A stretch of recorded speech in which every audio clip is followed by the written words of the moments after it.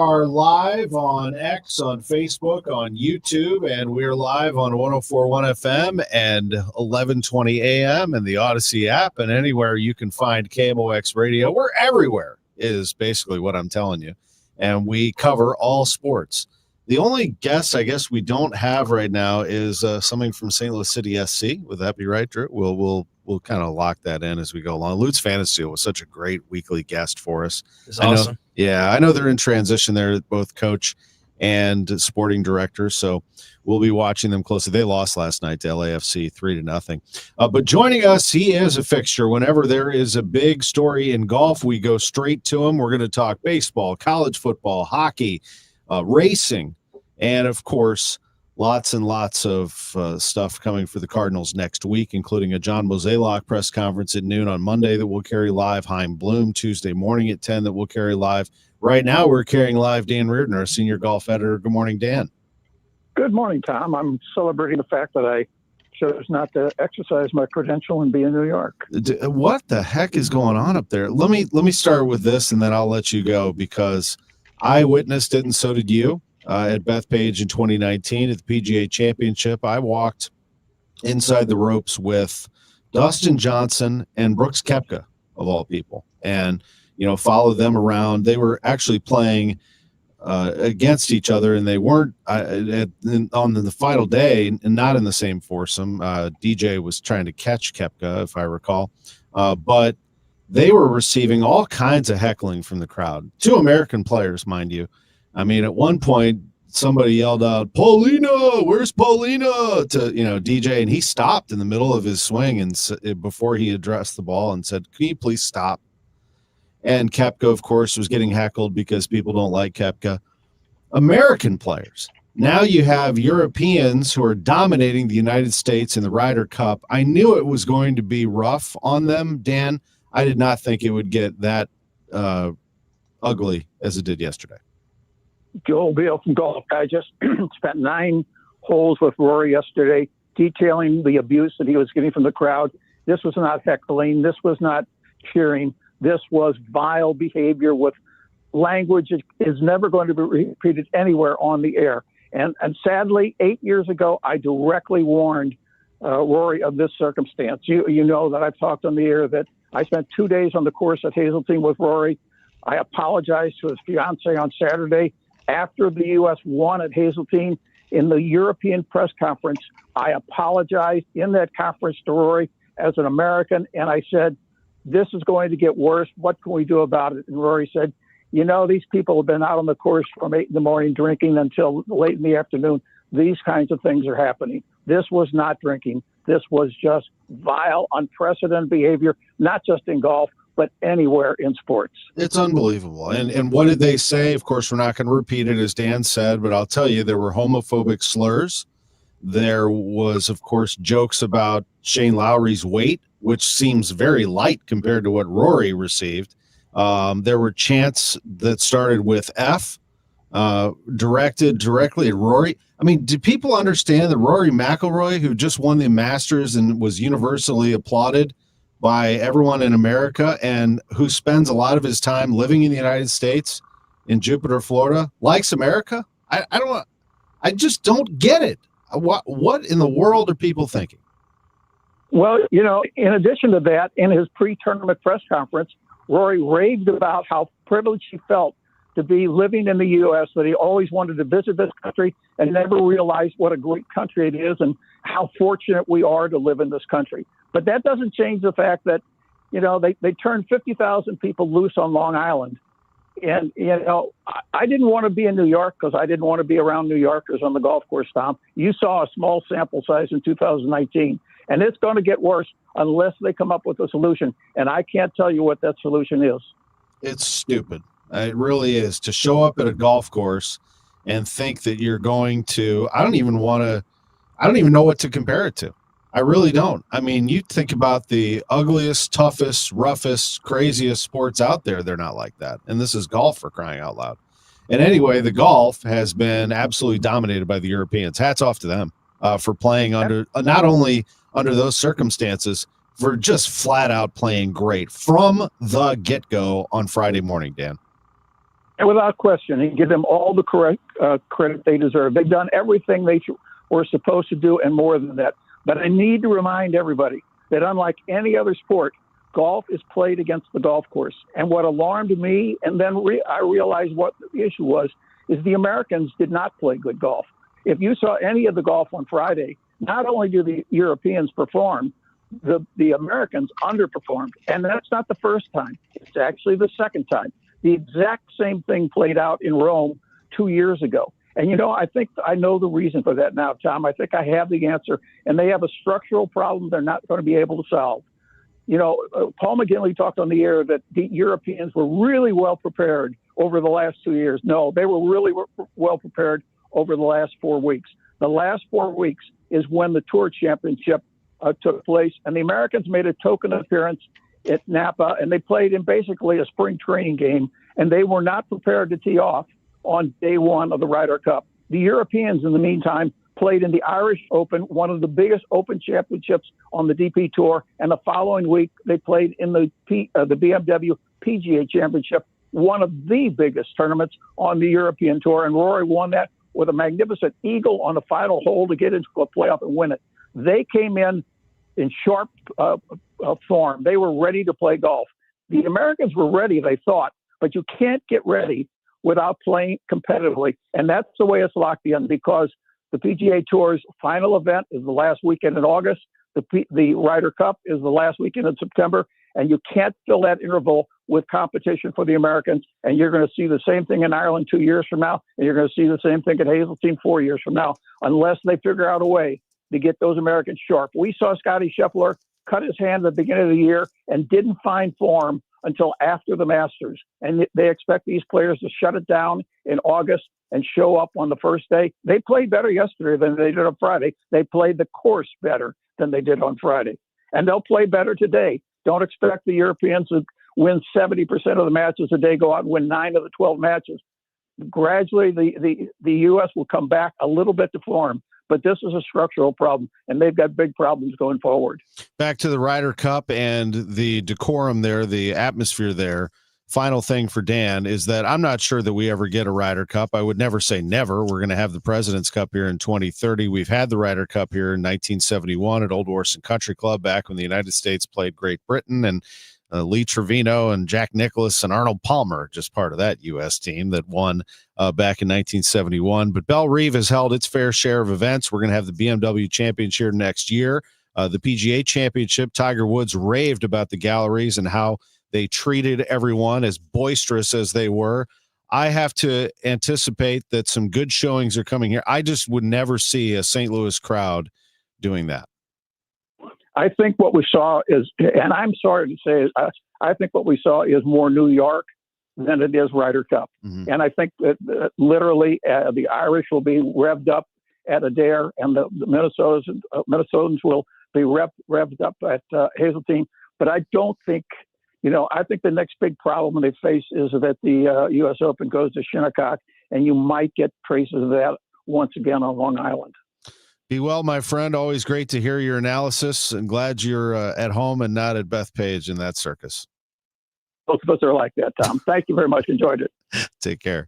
Dan Reardon with us on KMOX. We'll take a break. You talk about great crowds. That was not the case at the Ryder Cup, but it was the case across college football. What fun was that yesterday? Unbelievable. We'll be talking all about it. Plus, Wrigley Field, what happened there yesterday with Ollie Marmol. We're going to get into that a little bit, but a lot of college football coming up next on KMOX. Hey, this is Lisa Stofan. Heard the Mark Patrick weight loss hypnosis hype? Well, I attended because my father stopped smoking with hypnosis. Hypnosis eliminated my desire for soda and fast food, made me want to exercise, and I lost 60 pounds in 6 months. My energy level exploded. I went to another session to deal with some other problem foods, and I lost another 10 pounds. In fact, I brought my husband. He lost weight. More important, cholesterol and blood pressure improved. My friend went and she lost 20 pounds in the first 2 months. So does Mark Patrick hypnosis work? Oh yeah, it works. Nothing has changed my life more. Well, except maybe my husband. He's so proud of me. Makes me cry. Now that you've heard it, what are you waiting for? Join Mark Patrick seminars and lose the weight or stop smoking. Guaranteed early bird specials $49.99. That's right, weight loss seminar, Saturday, October 18th at the Marriott St. Louis West in St. Louis at 11 a.m. Registration at 10:30 a.m. Stop smoking seminar 2 p.m. Registration at 1:30 p.m. Sign up at markpatrickseminars.com. For your best vision, visit the Doctors of Ophthalmology Associates. They're the doctors' doctors. And what that means is more than 250 doctors trust their eyes to the Doctors of Ophthalmology Associates, Doctors Greg Birdie, Ranja Malhotra, Robert Brusati, and Andy Royer. So you should trust your eyes to them as well. Doctors Birdie and Malhotra are also cornea surgeons. They're experts in diagnosis and treatment of diseases of the eye, dry eye, allergy eyes, cataracts, macular degeneration, glaucoma, and yes, they do LASIK surgery as well. So do it today. Make an appointment with the doctors' doctors, the Doctors of Ophthalmology Associates, and protect your sight. Call them at 314-966-5000. That's 314-966-5000 or youridoc.com. You can find Ophthalmology Associates at 12990 Manchester Road, just a half mile west of 270 on eastbound Manchester. youridoc.com. Join Mark Patrick seminars and lose the weight or stop smoking guaranteed. That's right, weight loss seminar at the Marriott St. Louis West in St. Louis at 11 a.m. Registration 10:30 a.m. Stop smoking seminar 2 p.m. Registration 1:30 p.m. House stealing. It's a nightmare that's real. It's the FBI's term for thieves stealing your home's title and draining your equity. Just one fake document filed with a recorder, and scammers can own your home on paper, drain your equity, and do it all without you even knowing. Imagine waking up to a foreclosure or eviction notice. Listen to former title thief Matt Cox. What people don't realize is the ease in which this crime can happen. I can take the deed to your house and I can transfer that deed into my name. It's a great crime, and it's happening all the time. So how can you stop the nightmare and protect yourself? Find out if you're already a victim now at HomeTitleLock.com. Use promo code RADIO and get a 30-day free trial of their $1 million triple lock protection, a title scan, and access to a title specialist, a $250 value. Don't wait. Go to HomeTitleLock.com now, promo code RADIO. Today, the Cards, the Cubs, Ackerman Total Access 125, Cardinals Radio, 104.1 FM, KMOX. Now, back to the Gray Bar Sports on a Sunday morning on 104.1 KMOX. From the Stifel Financial Sports Studio, here is Tom Ackerman. Welcome back to the show. We'll be joined by Josh Schertz, the head coach of the Billikens, at 10:30. We'll talk some Blues at 10:45. NFL picks 11:05, 11:15. Tony Schumacher, NHRA driver. John Mozeliak, his final appearance on Sports on a Sunday morning at 11:30. Bernie Miklasz at 11:45. Right now, we're diving into college football, and it was some day yesterday.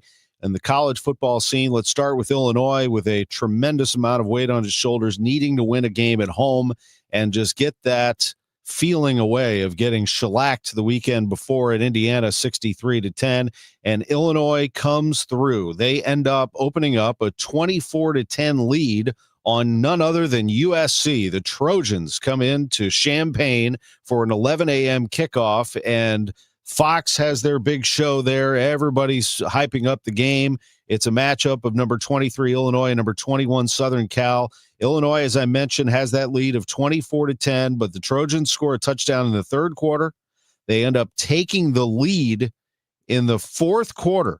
But to Luke Altmaier's credit, after fumbling the ball, not Altmaier, but Illinois fumbled the ball into the end zone that led to that USC game-leading score, Illinois comes back, drives down the field, and wins the ball game on a 41-yard field goal as time expires. 34-32, Illinois beats USC.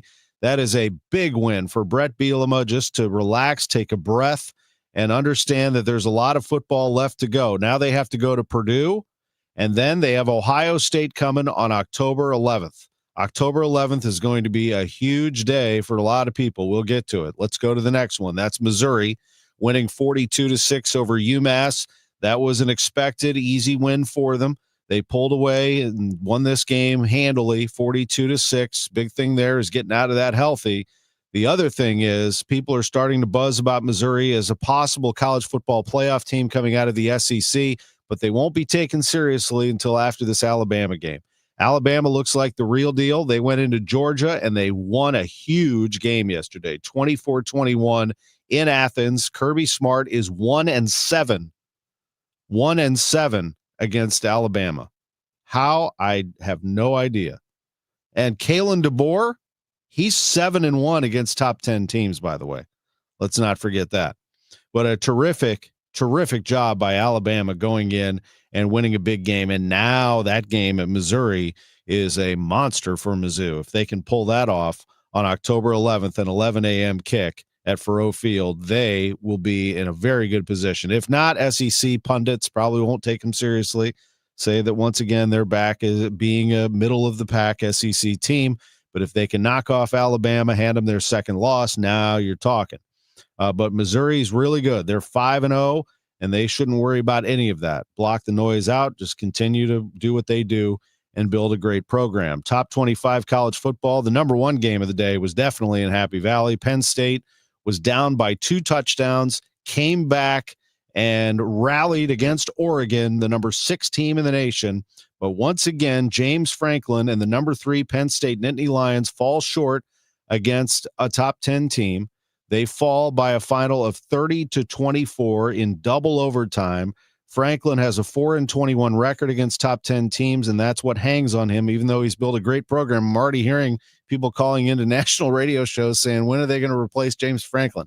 What, are you kidding me? The guy's got the number 3 team in the country. They're nationally semifinalists last year. They just lost to Oregon, who never loses in the regular season.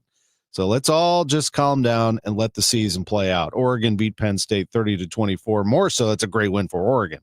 Great win for Oregon. They're now undefeated. They await Indiana.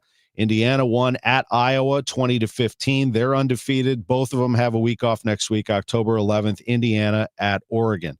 In the SEC, Ole Miss beat LSU 24-19. Fourth-ranked Tigers take their first loss. Ole Miss is going to move well into the top 10 after that.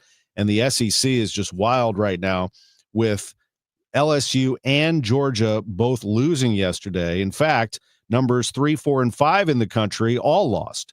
The number 2 team, Miami, had the weekend off. Number 1, Ohio State, used defense to beat Washington 24-6. Couple of teams to watch out for now. Watch out for Iowa State. No one's talking about them. They're undefeated. They're ranked 14th in the country. They win 39-14. Iowa State goes to Cincinnati and then Colorado, 2 big road wins that they could try to pick up before they come back home and wrap up October against BYU. But Iowa State's looking pretty good. And the other team is Notre Dame. Everyone probably wrote them off. They were 0-2. Now they're 2-2. And I mean, they absolutely annihilated Arkansas 56-13. If they run the table, they'll be considered a college football playoff team, but not until then, I don't think. Some other teams that won, Texas A&M and Vanderbilt out of the SEC. Tennessee won at Mississippi State. It's a really nice win for them. The aforementioned BYU team won at Colorado. So top 25, ACC getting some attention with Georgia Tech clipping Wake Forest in overtime 30-29. It's been a crazy year already in college football. Locally also, Lindenwood went into Oxford, Ohio, lost to the Red Hawks by a final of 38-0. Joining us for a few minutes to recap that is the head coach of the Lindenwood Lions, Jed Stugart. Coach, it's always great to have you on KMOX. Sorry under the circumstances. I know that was a tough one to take, I'm sure, to go on the road and fall to Miami of Ohio. Hey, Tom, good to be on with you. Yeah, just, we knew we kind of had a tough task going in there and actually was really pleased with a lot of things in our game, just taking on an FBS opponent. And we knew we were going into play a tough football team and very stingy defense. I got to give Coach Martin a lot of credit. Their defense is very, very good. We kind of knew that going into it, and we had a lot of chances. We basically, went to halftime. They blocked the punt on us, but as far as offense defense goes, we was really 10-0 at half if you take away the block punt, and so we were sitting in a pretty good position, but we just couldn't get any first downs. That's what you got to do and keep your defense off the field. But as far as efforts go, in about 2.5 quarters, I just felt like I saw a team that competed and can be really good if we just, but we got to you just can't make those kind of mistakes, and you can't not get first downs against an opponent like that. But, yeah. A lot to learn from, and we're excited because we start conference play, and it's been a journey here this first 4 weeks. There's no doubt. I'm sure. I mean, you lost your first 2 games, but that Appalachian State game was a really tough one, a great one, but a tough loss. And then you win back-to-back games, including the home game against Stony Brook. And then Miami of Ohio, obviously frustrated after dropped snap, then they end up losing to a good UNLV team when they had them by the throat and just could not beat them. And then, of course, they take it out on Saturday. But again, you're competing and getting at this D1 level and getting after it. Building a program is the goal here. Tennessee Martin is the game for you this coming Saturday, a 1:00 kick. What can we expect there at Hunter Stadium? Well, I'll tell you what, they had a great win yesterday against SEMO, and our history against UT Martin is our first year. It's basically coming into the OVC. They beat us there. In fact, I don't know, schedule wise, we went to their place back to back. So this will be the first time for them coming to Lindenwood, which we're excited about. Had a great battle last year. We lost in overtime. Last game of the year, our guys battled hard, and so I think our guys are going to see, being conference, a conference game at home. First time UT Martin's been here. They're a really well coached team. They're a physical team. They got great athletes, and it's going to be a battle. And I think. Like I said, I think it'll be an opportunity for us to look at our game yesterday, and we'll spend a lot of time Monday showing our guys that, the kind of 2 parts of the game. I mean, when we were, our defense really played hard. I think the points don't really show it. You kind of take away a special teams block field goal for a touchdown, and and then of course late in the game, we're trying to use this as an opportunity to get some young guys in and get some experience and put them in those situations. And, but for the first half, if we play like we did in the first half of this game yesterday, I think, I feel really good about it. But our guys just got to know it's going to be a battle, and this is their opportunity. We're 1-0 in conference right now, so we're sitting in a good situation conference-wise, and that'll be a great test. I hear that. The score doesn't always tell the story. You're working to build depth and experience within your program. And now Tennessee Martin on Saturday, 1:00 kick. Looks like the weather's very favorable. Sunny and 80 is the forecast that I have for this Saturday. So, man, some perfect tailgating weather for the Lindenwood fans and for the St. Charles community. And we love featuring our only D1 football program in St. Louis on KMOX as often as we can. Coach Stugart, good luck this Saturday against Tennessee Martin. Thanks, Tom. Great being on with you this morning. Great to be with you. It's 10:29. When we come back, we're going to be joined by the head coach of the St. Louis Billikens. Josh Schertz is along with us on KMOX. Then we talk Blues hockey, NFL, NHRA, Cardinals, and much more on Sports on a Sunday morning on KMOX. KMOX Weekend at your service, sponsored by Air Comfort Service Heating, Cooling, and Insulation. With you through life's journey from birth to retirement. As your life changes year to year, so do your needs. For over 80 years, Social Security has helped to meet your needs and is committed to improving access to the services that make a difference in your life. Today, you can verify your earnings, estimate your future benefits, apply for retirement, manage your benefits, and even change your address, all from the comfort of your home. Social Security's online services help put you in control with secure access to your information anytime, anywhere, allowing you to spend more time with family, friends, or simply just enjoying the day. Social Security, securing today and tomorrow. See what you can do online at socialsecurity.gov.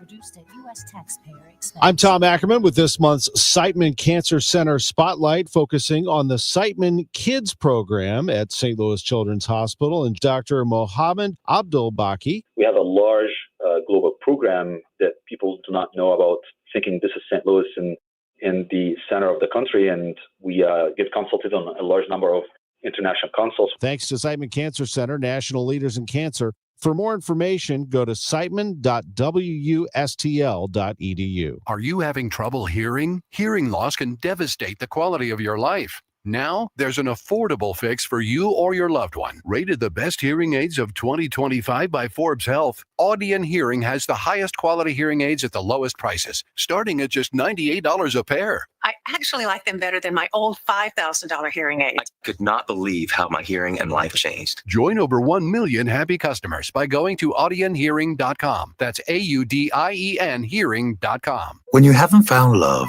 it can feel like everyone else has. It's in every movie, every song, and all the PDA. Looking for love sucks. Thankfully, California Psychics can give you the guidance you need to find the one. We guarantee if your reading isn't life-changing, it's free. And new customers receive 20 minutes for just $20. Visit CaliforniaPsychics.com and experience the joy of certainty. California Psychics. Now, back to the Great Bar Sports on a Sunday morning on 104.1 KMOX.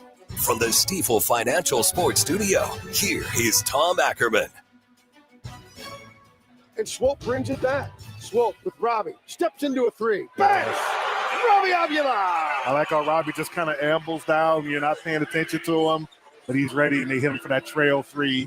It won't be long. You'll be entertained by those voices. Bob Ramsey, Earl Austin Jr., Billiken Hall of Famers. College basketball is coming soon as the Billikens just wrapped up Billiken Madness on Friday night at Chaffetz Arena. And joining us is the head coach of the Billikens, Josh Schertz, is back on KMOX. Good to be with you.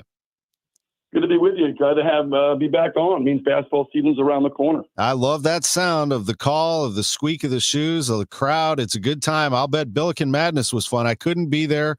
I was emceeing a charity event for the Dravet Syndrome Foundation on Friday night. In fact, that was back-to-back charity events for me. It's that time of year. I wish I could have been in two places at once, but I heard it was fun. I heard the team put on a nice show. Yeah, I think it was a good night. Ultimately we treated it like I don't like to waste days this time of year. So we treated it like an inter-squad scrimmage with referees, and we went up and down. We played, I think, 30 minutes, which is a good amount, and tried a lot of different lineup combinations. We're still working through. We've got a deep and versatile team, and trying to figure out exactly, what are our best ways to play, who plays well with who, those type of things. But it was a good night. We had a great crowd. Thought fans really showed out and were loud, and created a nice environment for the guys. It was a good opportunity. Let me come out of this with that highlight there that we just heard from Robbie and start there. Nice to get out of a scrimmage and relatively healthy. Are you healthy throughout the roster after that? Yeah, I think we're pretty healthy. I mean, we got, Cam Hudson's dinged up with a shoulder. We expect him back, maybe late this week, maybe next week, the week after, something like that. Probably the next 7 to 10 days. And then, we got a couple little things. I mean, I think, Amari Kalu a little nicked up, but nothing significant. We're pretty full speed ahead. Knock on wood, been pretty healthy this summer and this fall. And, certainly we're going to try to take advantage of that. And hopefully we got about 5 weeks. I think tomorrow is 5 weeks from the opener. So, try to keep healthy but keep getting better, keep, getting on the court and working to improve. And we got a lot of areas to grow in before we tip off against SEMO and then moving forward. You had a great night out of Amari McCautry, I understand. He is a fun player to watch. He's got that size. I feel like he can play multiple positions. Yeah, Amari is just, versatile, kind of a Swiss Army knife. And when he's, Amari's one of those guys when he's locked in and focused, he's really, really hard to handle. 6'6", and, as physical as he is, even though he's only a sophomore, he's arguably plays with the most physicality and force on the offensive end of any team, can get his shoulders by, attack the rim. He's really developed the ability to make good passes, find his teammates. Thought he was, he was really good. He had a great night. I thought, it was one of those nights where, a lot of different guys, did things that you walk out of there, whether it was Amari, Deion Brown, I think had 16 and 10, Kellen 16 and 7, Brady had 5 threes and 19. So you have a lot of guys and really the guys who have been probably our leading scorers, Trey and Robbie didn't have big nights. So it just shows the depth of the team. And that's something that I think, we've seen throughout the summer and the fall here is, we have a lot of really good players and we have a lot of ways to play, and that's going to make it, it's a really good problem to have, but it's certainly challenging for us. Yeah, Billiken fans who follow you on a daily basis know those names, Deion Brown, Brady Dunlap, the names that you've been mentioning, but they are newcomers. So let's break them down a little bit. The Brady is from St. John's. He is a shooter. How many did he knock down? He had 5, I hear? Yeah, I think he was 5 for 8 from 3 at 19 points. And, is a guy, 6'7", 6'8", great size in the perimeter, can really stroke the basketball, high IQ, knows how to play, terrific passer, elite shooter. Somebody we expect to, he's playing 17 minutes a game at St. John's before for the first 10 games, went down with an injury, 10 games in, got a redshirt year for last year. But he's a guy that, has a chance to have a really big year for us. We think a lot of Brady. He's a high IQ player, brings that on both ends of the floor, and has an elite skill in terms of shooting and understands who he is. Deion Brown, I hear, is basically the leader. He's the one who gathers everybody and does everything to win a game for you. Yeah, Deion's unique. He reminds me, last year's team, we didn't necessarily have that one guy that brought, that competitive fire. We had a lot of competitive guys, don't get me wrong. Robbie's uber competitive, Gibson, Jimerson, Isaiah Swope. But there wasn't a guy who just, lit a fire every single day. We didn't have that Draymond Green, that Jimmy Butler, that a lot of good teams have. Indiana State, that was Xavier Bledson for us. I think Deion's in that same mold in terms of, how competitive he is. He's not an analytic player. It's hard to quantify what he does. But every time he's out there, he touches winning. We chart going back to June, offensive and defensive efficiency, plus minus ratings, points per shot, stuff that fans don't care about. But he ranks towards the top when you look at his ability, how we play when he's on the court, his impact, and how the team plays. And off the court, he's a guy that has a dramatic impact. And that night, 16 points, 10 rebounds, gets it done. He's very unorthodox, but can really defend, really competes, brings a competitive motor and fire. You need to walk into places like Dayton, like VCU, and win games. You got to have guys that have that. And he brings a toughness and a physicality that this team really needed. And when you go to places like that, we always joke in basketball circles, who's the first guy off the bus? That guy's Paul Otieno. That guy's put together. And you get it. You make him the first guy to set foot in the opposing arena. And you always have to watch for him, don't you? Because he can throw one down, and he's very productive on the boards. Really is. Paul's great. I wish we could clone him and coach about 25 of those guys. He's unbelievable player, great young man, completely committed to winning. Invest in it. Does a lot of things that, the visible stuff the fans will notice. And then he does a lot of invisible things that probably, go unnoticed by most, just his ability to rim run and put pressure on the rim and how that opens the floor up for guys like, our guys who get downhill, guys like Quentin and Kellen and Amari and Trey Green and, Deion Brown. We got a lot of guys who can really drive the basketball. His speed is something that opens up, lanes for our guys. He does a great job on the glass, as you said. Another guy that, brings a level of physicality and toughness that we were lacking last year. I mean, look, there's no other way around it. We had to get more physical. We had to get more athletic. We feel like we did, but he's a big part of that. He's a guy that I expect to have he's different than Robbie, but he can play with Robbie. His ability to guard in the perimeter. He can play as a standalone 5, without Robbie. You can switch him. He's block shots. Does a lot to touch the game and impact winning on both ends of the floor. Yeah, he takes a little off the shoulders, although he'll be aggressive. Kalu Anya, who did a lot of that banging around inside. Boy, is it nice to have Otieno in there. And then another newcomer is Ishan Sharma, who is basically he's bombs away too. I mean, you got some shooters. Yeah, I think, I'd put, Eshawn Brady and Trey Green in that, elite category of shooters. I think all three of those guys would be there. We had two of them last year in Gibb and Isaiah, and Robbie certainly for his size, would be in that mix as well. But those three guys, their ability to shoot with range. Eshawn's got such a quick release. He shoots off movement. Like Brady, just such a good fit for us, knows how to play, quick trigger. He's got good size. Brady's 6'8", Ish is 6'6", but they understand how to play, high IQ, cerebral, understand who they are, do what they do well, have the ability to make the right decisions. They're good decision makers with the ball. They don't turn the ball over. So, and defensively, they're solid, individually, and they really grasp team concepts. So Eshawn's a guy we expect to have a really big year for us. And again, gives us, our I don't know, last year's team, obviously, we were really top heavy shooting wise, when you look at the numbers. But we have a number of guys that can do that and get ourselves to where we have, close to, 100. I think guys that Eshawn's a guy, Trey, also Brady, that'll be in that ballpark, to have the ability that could make 100 threes potentially. Case in point, you had all those threes go down, and Trey did not have one, and neither did Robbie. You mentioned earlier that those two had a slower day offensively. Was there any reason for that, or is that just the way it fell? Just the way it fell. They just, sometimes, the way that, the day before, Trey and Robbie were terrific. So, we practiced Thursday before we played Friday, and both those guys were fantastic. Rob didn't miss a shot, and Trey's been our leading scorer in both the summer and the fall so far, and has had some really good days, has shot it consistently in the mid 40s from three. And so I think it's just kind of the day and the way the day fell, but I don't read, you can't read too much, obviously the fans see the one day. So,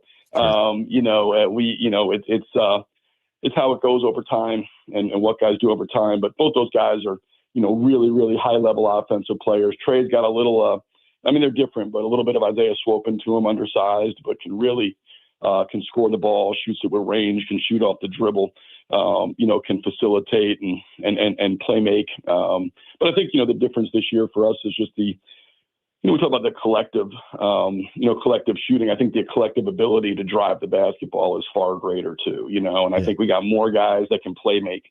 So it doesn't, that burden last year really fell on Isaiah, Robbie to kind of carry the load in terms of playmaking, and obviously Gibb and Robbie and Isaiah had a huge burden in terms of scoring and shooting the basketball. So I think it's going to be more well distributed, and there'll be nights like that, where Robbie maybe or Trey. That's the joy of having, I think, so much depth. Is they don't have to, I think maybe it was somebody pointed out. I can't remember who it was, that we had, I think 8 or 9 guys make threes, and Trey and Robbie didn't make a single one between them. Mm-hmm. So when you look at that in that scenario, to have 8 or 9 guys make threes and those two not make one, that bodes well for, like we were talking about, the collective playmaking, collective shooting that we have. Sure does. You have a good distributor in Quentin Jones, and finally the last person I wanted to ask you about is the one that a lot of people ask me about, is Kellen Thames. That mystery of what happened last year, and you've held on to him because I think he's your type of player. What do you think about Thames? Yeah, he's had a really good summer, really good fall. Another guy like Dion is hard to, it's hard to quantify the analytics, but Kellen's plus minus is the highest on the team. We thought about going into the summer, trying to, as we went through, we kind of ruled out scary stuff. Then it was more like, this electrolyte balance and trying to figure out exactly how to manage, what he's dealing with. And certainly, so far so good.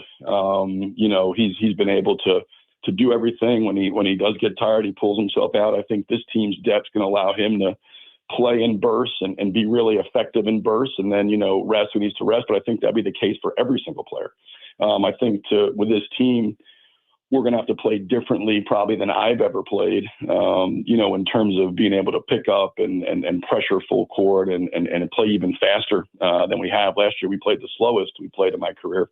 In terms of offensively, this year, I think we may play the fastest, and the same thing defensively, because we certainly have a group that we can cycle guys in and out without much drop off. And I think that we can probably get into the legs of our opponent. So Kellen's a big piece of that. He's terrific. He does things just like last year. I mean, he's a great fit for us systematically. He's a terrific cutter. He's a great driver. Gets downhill, puts great pressure on the rim. He can offensive rebound. He's as good an athlete as there is, in the league in terms of the wing position. So we missed him, dearly. Really had him for 4 games last year, and then things kind of went off the rails there for him. But in the 4 games, I think you guys saw. I mean, I think he was right around 15 points and 7.5 rebounds a game, 4 games in, and we think he has a chance to have a major impact and be a big piece of this team. And I think this team, the depth and the way we're going to play will suit him very, very well. Josh Schertz is with us. Final thing for you, Coach. You've got a non-conference that starts in the regular season in the first half of November against Southeast Missouri, Chicago State, Lindenwood, Grand Canyon, all at Schertz Arena. You go on the road for the Acrisure Invitational. You stay out there for Loyola Marymount in LA. You've got those other games, a lot of them at Schertz in the non-conference, 5 straight. And then New Year's Eve. How about that to open the A10 schedule? New Year's Eve against St. Joseph's at Schertz Arena, and off you go. VCU, your second A10 game on the road. You'll get after it right away.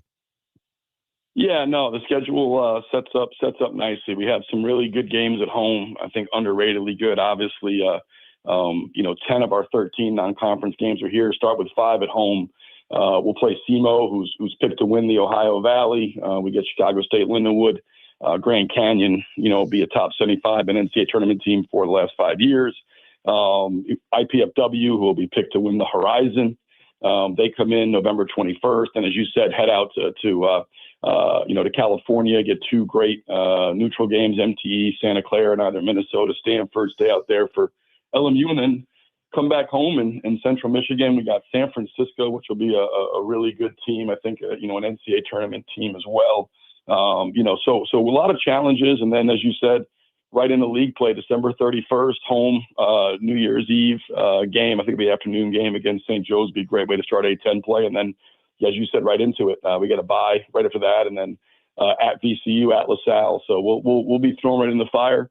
But that's the way it is. The A10, every game is incredibly challenging. It's going through the league once. I was, really impressed with, how good it is, how talented it is, how deep it is. Every night, is an incredible. The parity actually hurts us in come NCAA tournament time, but inside the league, it's a gauntlet, and you got to be on your best to have a chance to win every single night. And so I know our guys are excited, and hopefully our fans are excited to get to see us. 10 non-conference games at home, the 9 conference games, so 19 games inside of Shape. It should be a really fun team, and hope to get our fans out and rolling starting on November 3rd against SEMO. We can't wait to have Rammer and Earl on the call here on KMOX. I'll be back on the TV side this year. And if you want to be caught up with Josh Schertz, we'll be trying to get him as often as we can on these Sundays at 10:30 in the morning. Coach, thanks so much for the visit. Great info today. Appreciate you always, Tom. Look forward to seeing you soon. And, appreciate it. We'll see you here in a couple weeks. Yes, sir. There is Josh Schertz, the head coach of the St. Louis Billikens on KMOX. We'll take a timeout. We'll come back, get into some Blues hockey from the Stiefel Sports Studio.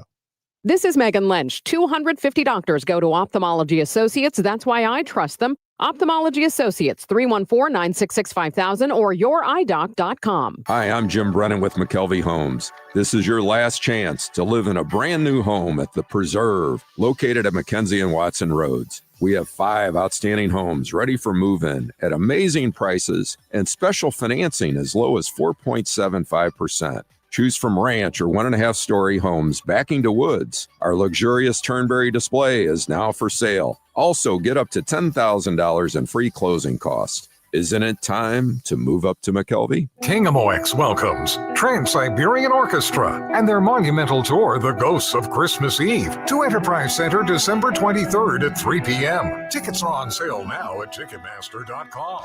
A portion of the proceeds benefits Siteman Kids at St. Louis Children's Hospital. And right now, Trans-Siberian Orchestra is offering their lowest ticket price in years, starting at $55 including fees, only for a limited time. For more info, KMOX.com/events.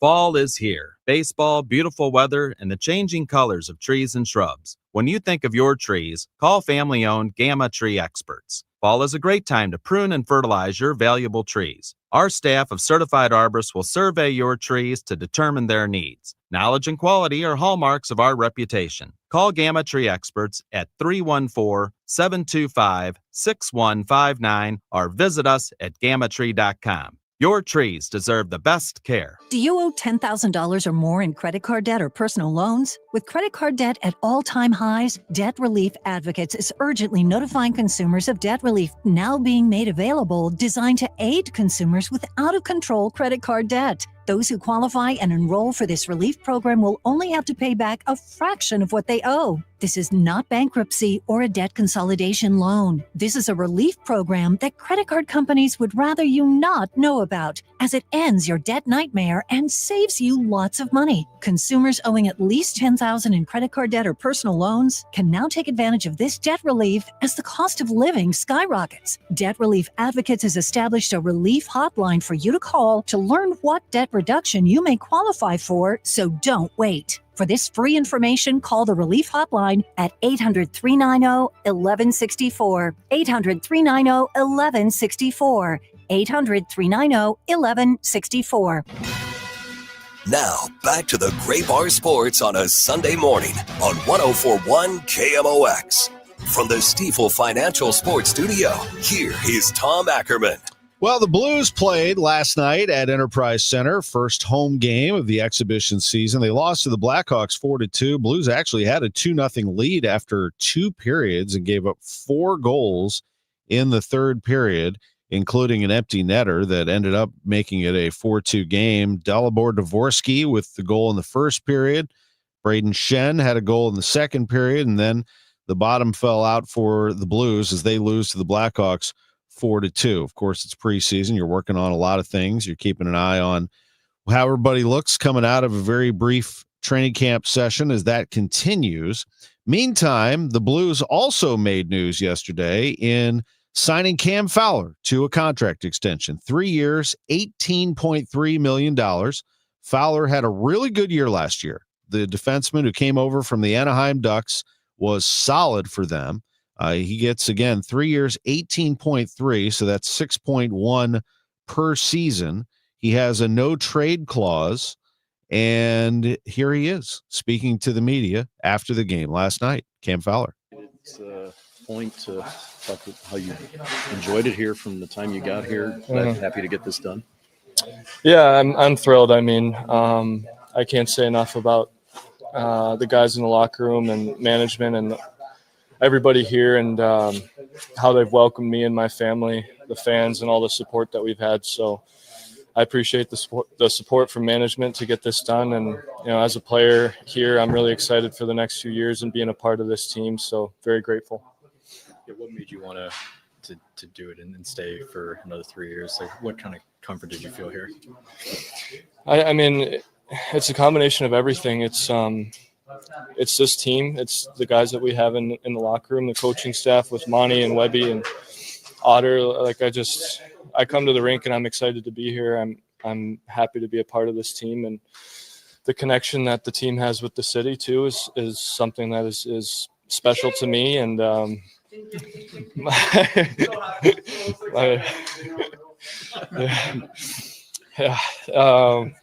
and my family and my boys, you know, we're just very comfortable here. So from my perspective, it really wasn't a hard decision. And like I said, I'm grateful that they see an opportunity here for me, and that's something that means a lot to me as a player. Sounds like you're buying the next dinner.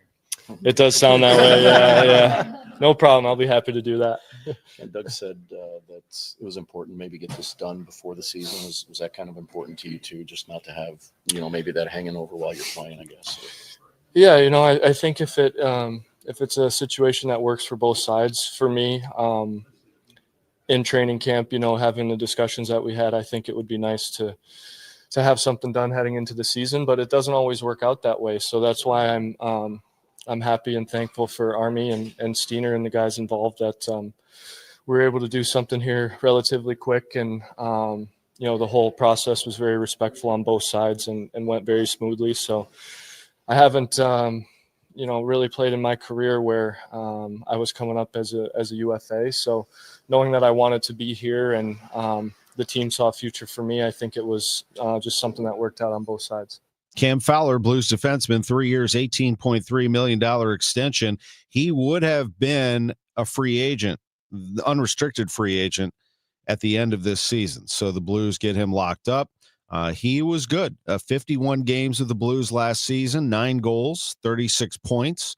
Good defenseman, really nice player. And he's probably going to be with Colton Parayko as the top defensive pairing. So there's one of your top defensemen right there. Cam Fowler has re-signed with the Blues, and talking about it after the game last night. Coming up next hour, we have our NFL picks. That will happen at 11:05.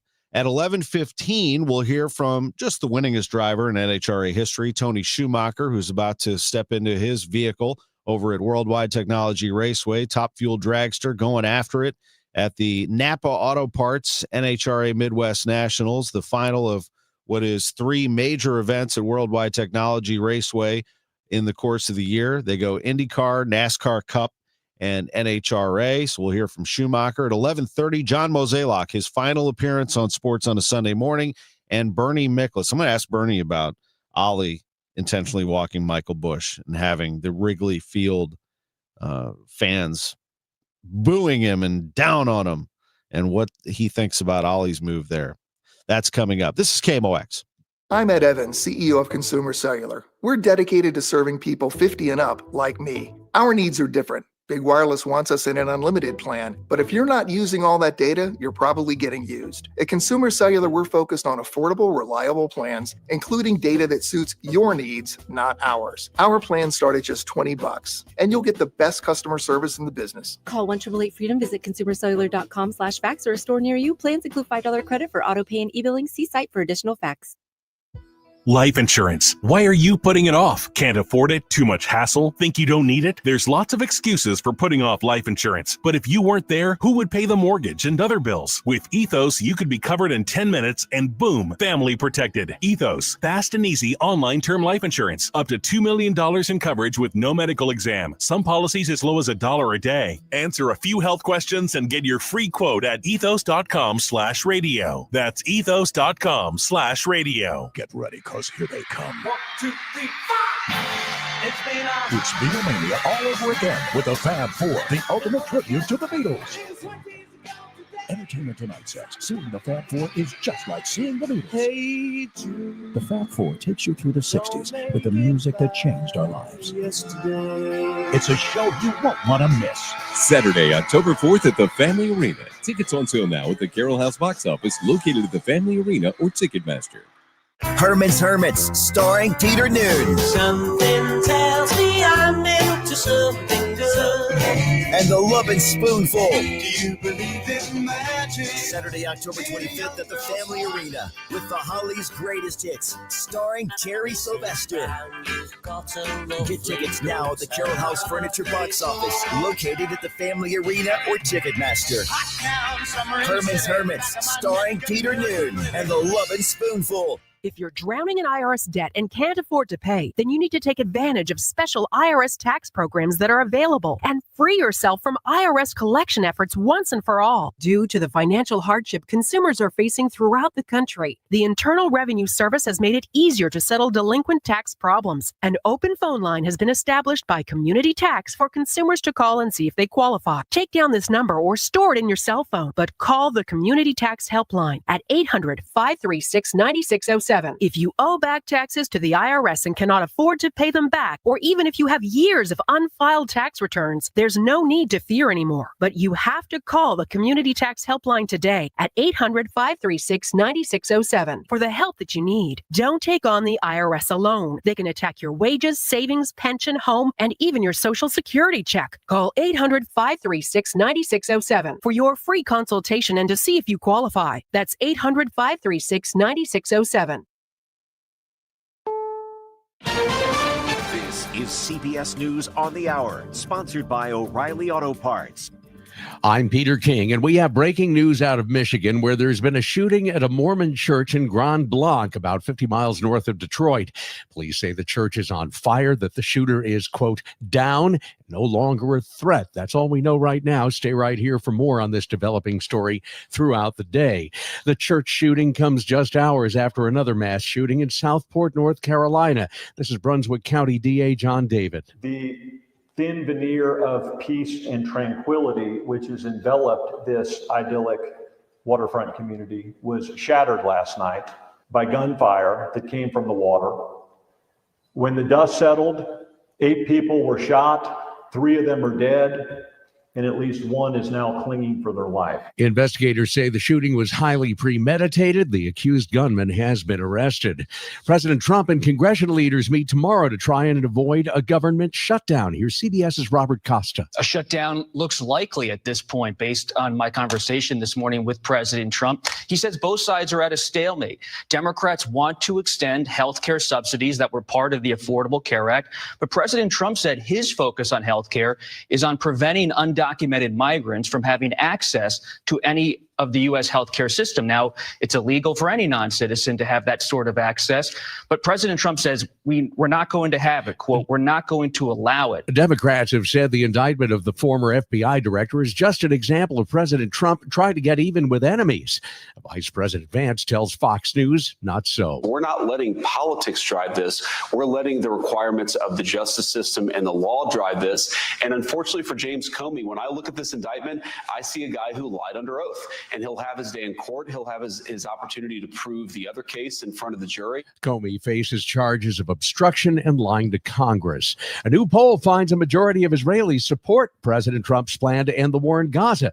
CBS's Linda Gradstein has more from Jerusalem. The poll found that more than half of Israelis support Trump's plan, just 17% oppose it, and 30% remain undecided. The plan calls for the release of all remaining 48 hostages in Gaza, both alive and dead, within 48 hours of the deal's signing in exchange for a gradual withdrawal of Israeli forces.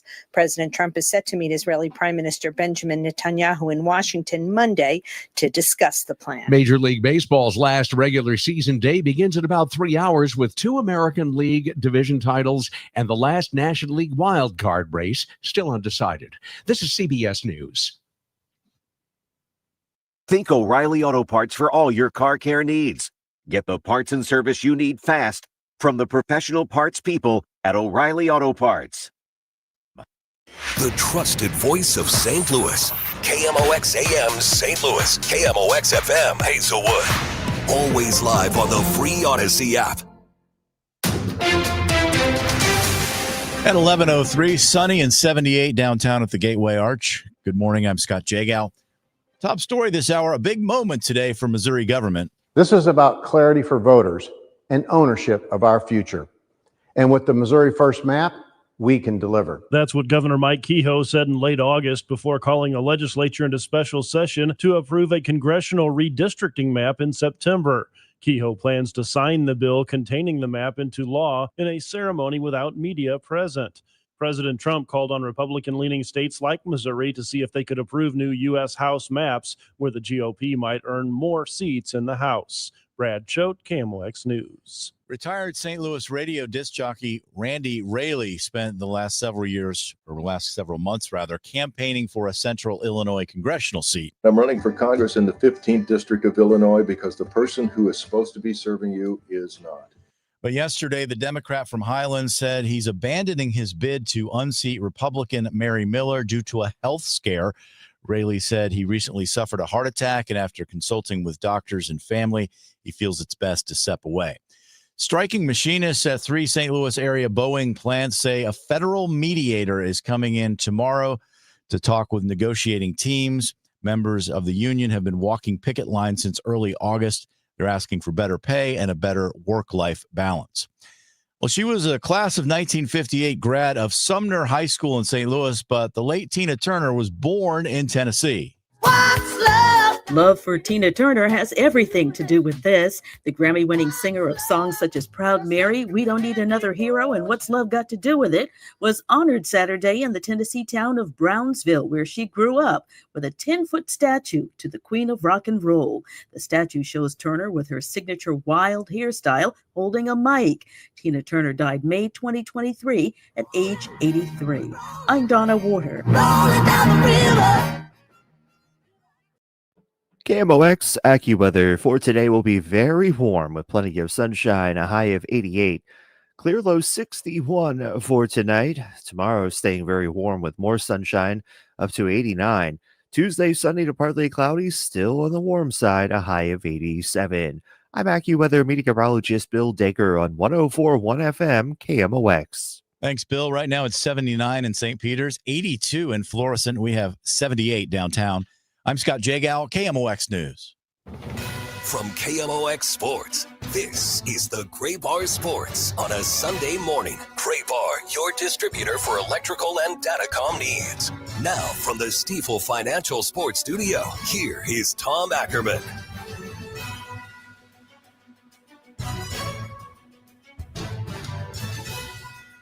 It is time to do some NFL picks. And welcome back to the show, everybody. Before we do NFL picks, I want to go down. We've got a lot of comments coming in. KT is putting on quite a display here. He's upset about Ollie's move yesterday. As you see all these comments coming in, said he would have removed him from the dugout. He says the rebuild starts in the smug manager's office ASAP. Hates the Cubs with a passion as a Cardinals fan, but he did not like what Ollie did yesterday, called it a punk move.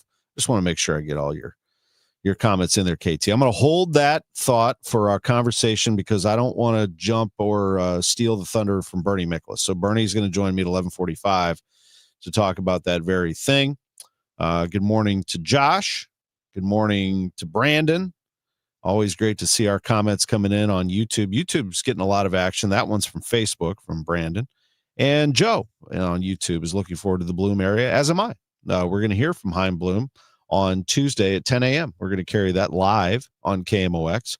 Tomorrow at noon, we're going to carry John Mozeliak's press conference live. He will join us on this show at 11:30 this morning, but he does a press conference, his last one, tomorrow. At Busch Stadium. Mel says, good morning. Good morning, Mel. It's always great to hear from our guests. And now it's time for our NFL picks. And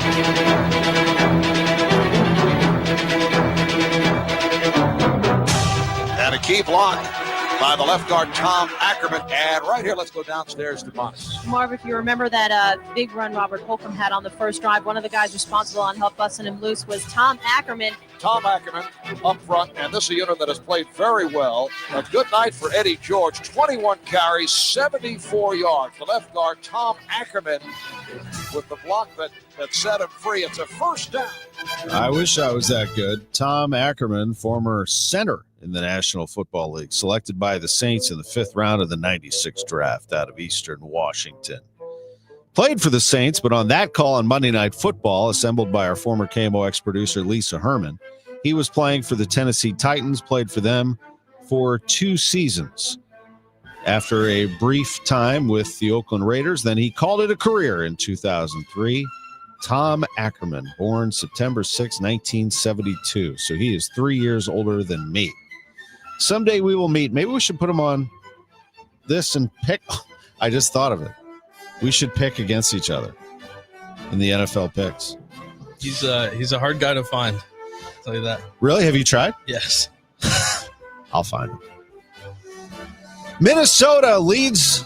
No, they don't. They just scored a touchdown, but Pittsburgh leads Minnesota 24-12 in the fourth quarter, just scoring the Vikings in Ireland, trailing 24-12. Steelers have been dominant in this one. That game is already underway. If you didn't know that, if you didn't set your fantasy lineup, there was a game this morning that is just wrapping up in Ireland. Here we go. I am 22-22 against the spread so far this season, 50% against the spread. So we have broken even exactly. Let's see if we can gain some ground here in week 4. Washington at Atlanta. The Commanders playing without Jaden Daniels, playing without Terry McLaurin. and they are 3-point dogs. 2.5 is the last that I saw. 2.5 points at Atlanta. That's tough. I think the Falcons are going to win this game, and I think they can win it by more than 2.5. I'm going to take them. I like this Washington team a ton. I really, really, really do. And Atlanta was disappointing to say the least last week, getting shut out at Carolina 30-0. If they're not ferocious in this game, all out, then there's a problem. There's a bye next week. They need to come out flying today. Falcons -2.5 against Washington. New Orleans at Buffalo. I've told you over and over, New Orleans is a bad football team. They got beat badly by Seattle last week, and I think they're going to get their rear ends handed to them again by Buffalo. What's the spread? It's 14 points. Buffalo -14. Cleveland at Detroit. The Browns picking up a key win last week against the Green Bay Packers that find themselves 10-point dogs at the juggernaut that is the Detroit Lions. It's a big number, yes, but I'm going to take it. Detroit -10 at home against Cleveland. Carolina at New England. The Patriots -5 in this game. Carolina coming off that 30-0 win. I'll ride that a little bit longer. I'll go Carolina +5, keeping that close. Chargers at the Giants. Giants are going with Jackson Dart at quarterback this afternoon instead of Russell Wilson. Jim Harbaugh's Chargers come in to MetLife Stadium, a 6-point favorite on the road. They're 3-0. They've beaten the Chiefs, the Raiders, and the Broncos. Pretty good start. I'm going to do it again. I'm going to take them -6 at the Giants. We have Philadelphia at Tampa Bay, a pair of 3-0 teams. The Bucs are good. They figure out ways to win games, but the Eagles are excellent. And Philadelphia -3.5 today.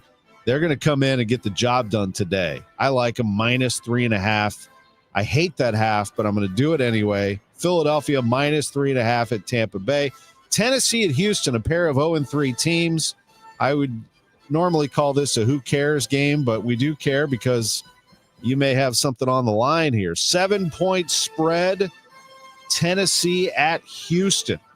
The Texans have had a weird season. They're 0-3, but they've lost all 3 games by 1 possession. 5 points, 1 point, 7 points. I like them today against the Titans, obviously. Am I willing to give the Titans 7 to take that? I am going to do that. I'm going to go Houston -7. Houston -7.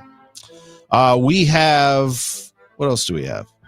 Indianapolis at the Rams. Oh, the Colts, they're flying right now. They're 3-0. Rams are good. I will give them that. Gave the Eagles all they could handle. It came down to a blocked field goal, return for a touchdown to beat them. Poor Rams. I like the Colts +3.5 on the road. I do. I like this Colts team a lot. Jacksonville at San Francisco. San Francisco just finds ways to win. I don't know how they do it, but they do it all the time. Now they have Brock Purdy back. They're 3-point favorites against the Jaguars, who love to throw the ball around.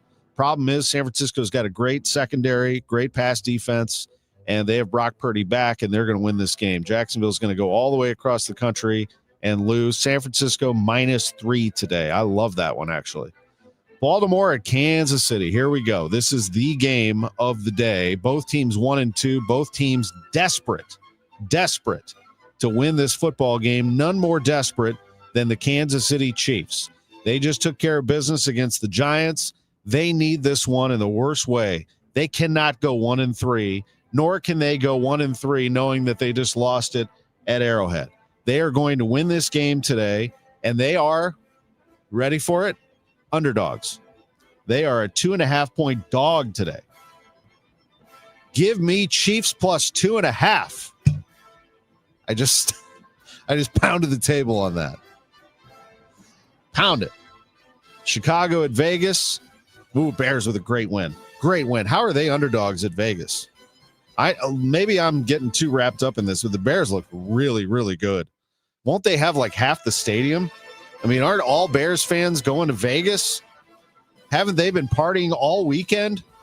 If you're a Bears fan, how did you not go to Vegas this weekend? That is 100% what you should do. Bears +2 in this game at Vegas. They'll win that. Green Bay at Dallas. I just don't like this Cowboys team. Have I ever liked the Cowboys in my life? But the Cowboys defense is atrocious. I just raved about the Bears, but man, the Cowboys defense, woof, Swiss cheese. Packers -6.5 at Dallas. I think they can handle that. I think they can win by a touchdown there, come back, bounce back from their loss to Cleveland. And I'm going to go Green Bay -6.5 at Dallas. Jets at Miami, two horrendous football teams. Jets are a 2.5-point dog on the road. Another who cares game, but we care because we gotta help you out here. Oof. Ugh. Just so ugly. I'm going to go Jets. That was a heartbreaker for them. Dolphins will be motivated, I'm certain. They've lost 3. They just got their rear ends handed to them by Buffalo. They had a little extra time to prepare for this, but I don't care. I'll go Jets +2.5 and just kind of hope that they can get it done. As you can tell, I don't love that game. It's a Monday night game. The other Monday night game is Cincinnati at Denver. Now, this is intriguing. The Bengals are playing without Joe Burrow. They've got to figure out a way to stay afloat until he comes back eventually from his injury. But I'm going to ride.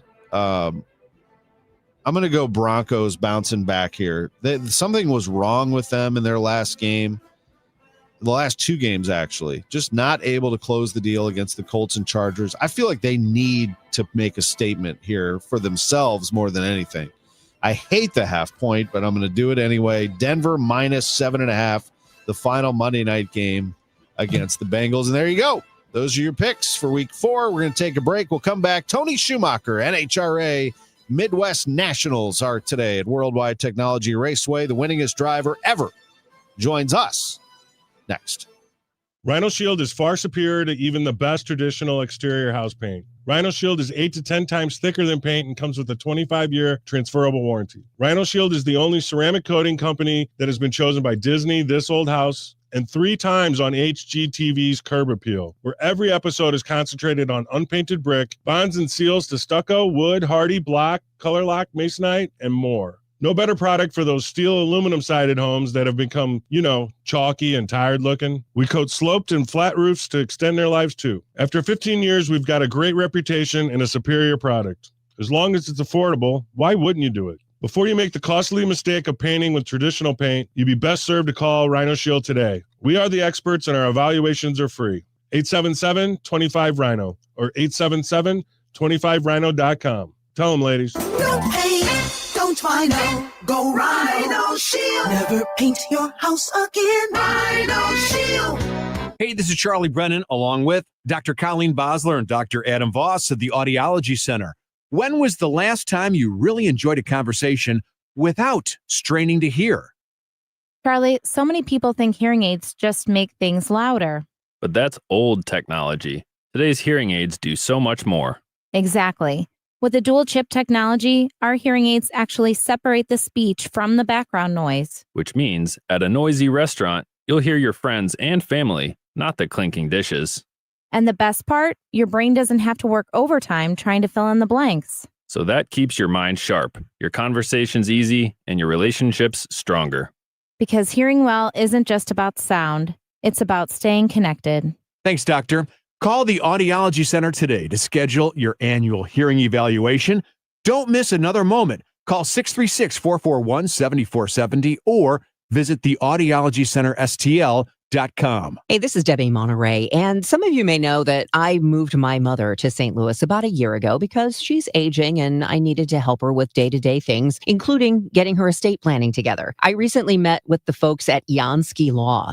Martin Yansky is an elder law attorney, and that's exactly what he does. Everything from your power of attorney to advanced estate planning, including probate. Maybe you have your estate documents completed, but a nursing home could be in the future for you or a loved one. Yansky Law can help with pre-crisis and nursing home planning as well. Martin Yansky has 30 years of experience, young or old, no matter what your age. If you love your family and want to make sure that your wishes happen or help them ensure theirs do, call Yansky Law at 314-881-6141 or online at yanskylaw.com. That's with a J, Jansky law.com. Again, Jansky law.com. The choice of a lawyer is an important decision and should not be based solely upon advertisement. Actual price will depend on product and subscription plan. Featured products or compounded drug products, which the FDA does not approve or verify for safety, effectiveness, or quality. Prescription products require an online consultation with a healthcare provider who will determine if appropriate. See website for details, restrictions, and important safety information. Want a boost in and out of the bedroom? Hims has you covered. Introducing a new 2-in-1 approach to level up your game. Tadalafil for better bedroom performance and zinc for testosterone support. Put it all together and you've got what you need to turn things all the way up. Getting started is simple. Just go to hims.com/joy to start your free online visit. Through Hims, you can access ED treatments including pills, chews, and more. 100% online. No office visits, no pharmacy lines. Just fill out a simple intake form and a licensed medical provider will determine if treatment's right for you. If prescribed, it ships free and discreetly to your door. Find affordable treatment options at up to 95% less than brand names at hims.com/joy. That's hims.com/joy, HIMS.com/JOY. Now, back to the Great Bar Sports on a Sunday morning on 104.1 KMOX. From the Stifel Financial Sports Studio, here is Tom Ackerman. Welcome back to the show. It is the Napa Auto Parts NHRA Midwest Nationals. Worldwide Technology Raceway, Madison, Illinois, St. Louis. We are just 5 minutes from the arch, and we are ready for what is a tremendous event. In fact, this was the first event that came back to the track when Curtis Francois purchased it in 2011. And joining us is only the winningest driver in the history of NHRA, Tony Schumacher, is with us on KMOX. It's good to be here, and I got to tell you, this is the track that I won't say made me the winningest, but made me the number I'm at, because this is the last time we won, right? And I have impatiently been waiting to get back here because it was one of those races where it just wasn't easy. It was very difficult, people we had to get through, and we ended up getting there and getting the trophy, and it was number 88, incredibly lucky number, and unfortunately, I don't want to stay there. I'd like to go to 89 this weekend. That's right. There have been some drivers who have had success here. Antron Brown's had success here.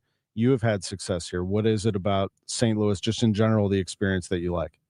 You know, I like when it's a difficult race, and I think he does too. You know, both of us, if you were to ask some of the top 5 drivers, I think Antron's right there. So when you have those races where you get in the middle of the summer, you're getting near the end, you got to have power.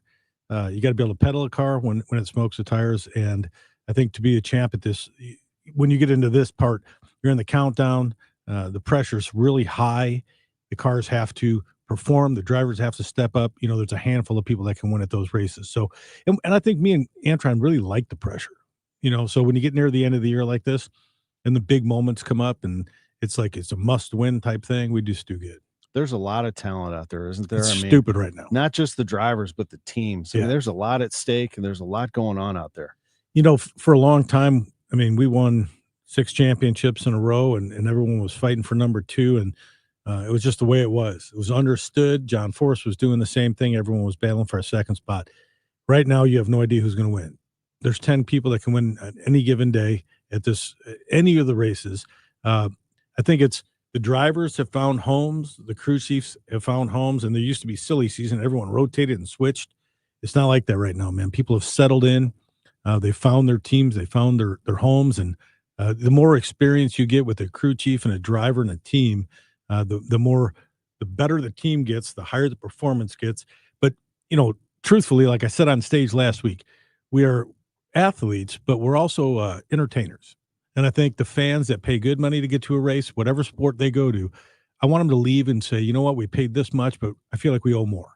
And I think that's what they're getting in the top fuel field right now. The races are insane. They're so close, decided by thousandths of a second. I think last year we won by, I don't know, a couple inches. two cars going 330 to 340 miles per hour, and we win by a couple inches. So at the end of the day, when the fans leave, I think they get a great show, and I think this is one of the tracks. It's a beautiful facility. It's the only one, I think, on tour where you get to see IndyCar, you get to see NASCAR, then you get to see the real cars, drag racing. No, nothing personal. I mean, it's all cool. I'm not, I don't care. I like everything. I like everything. But if we talk about speed, we're talking about 340 miles per hour. And if we're talking about 340 miles per hour, we're talking about Brittany Force. She is doing amazing. We're all chasing after those speeds. But you know what? Like she says, it's the ET. It's the elapsed time. There's a big difference. The speed is only calculated in the last 66 feet.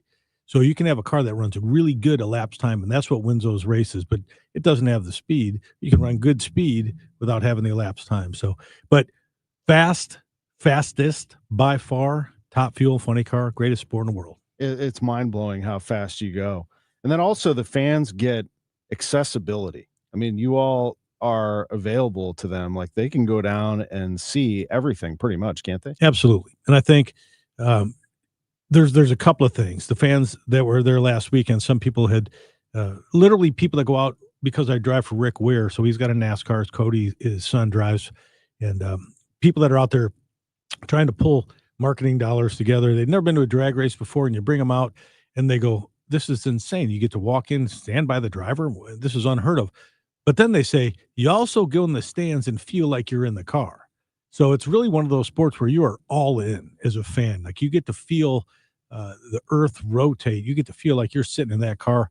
You really feel like you're part of the team. And then you go meet your driver and you pick the ones you like and the ones you don't like that don't come out of the trailer or that sit in their shell. And you get to pick on, this guy, I don't like this guy. I like this guy. And, and then you get to watch them race each other and you can boo the ones you want to boo and cheer for the ones you want to cheer for. That's awesome. I love it, man, because, I like when they're booing the other guy. You're wearing your Rick Ware Racing shirt, American Communications Construction Racing.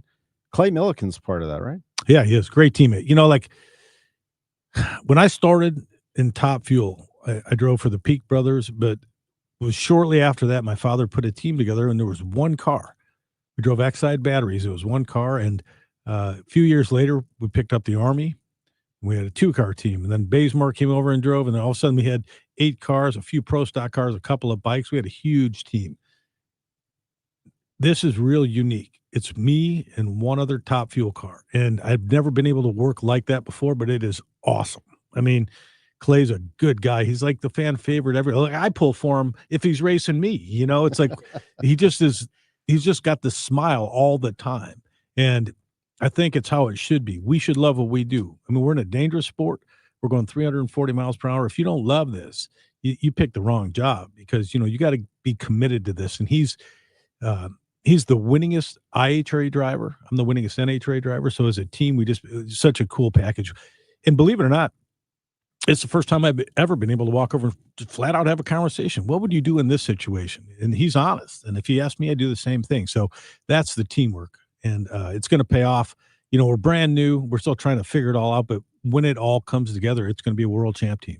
That's exciting. It's like a new chapter. For sure. For me, it is. I wanted to ask you a technical question, too, before we go. With temperatures rising this week, it's going to be beautiful weather. I mean, it's phenomenal weather, but you'll be no secret running in the 80s. You do that all the time in that temperature. What is the difference in terms of preparation temperature-wise? Sure. So 12,000 horsepower cars, we use a 6-disc clutch, and it has to slip that clutch the whole way, right? So the hotter it is, the more UV, the more sun on the track, the more you got to slip it down there. Just like if you were driving a stick shift on ice, you got to let that clutch out slower, and that's the same thing we're doing, but we're doing it with a 6-disc clutch. And I think the conditions are going to be what's unique here is we're running tomorrow night, so 6 o'clock and I think 8 or 9 at night. You're going to see some incredible runs. And then we come out in the morning and we're going to run at, noon on Saturday, something like that. So, which is very similar to what we're going to race on. And I've always said, like, it's great to have those night runs because they're the ones that will qualify you number one, set the world records, do all the great stuff for the fans. But it's not when we race, and we need to have the data on race day. So I think looking at the weather, we've been much hotter. We raced in Charlotte, we raced in Richmond, and it was like, I don't know, 12 or 13 degrees hotter than the sun, if I remember. It was brutal. The cars would barely start. They don't like to run in that stuff.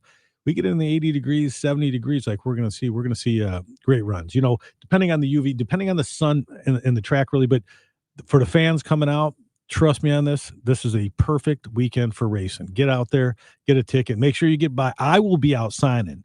And I'll go hermit myself in the trailer. So you want to get an autograph, bring your friends and family out, bring your kids out. We'll make sure they have a great day. Tony Schumacher with us on KMOX. It'll be a lot of fun. The Napa Auto Parts NHRA Midwest Nationals, the 26th to the 28th at Worldwide Technology Raceway. Have a great run, great weekend. Thank you. We'll be back right after this. At Tax Relief Advocates, we get it. Thinking about back taxes to the IRS can be very unsettling.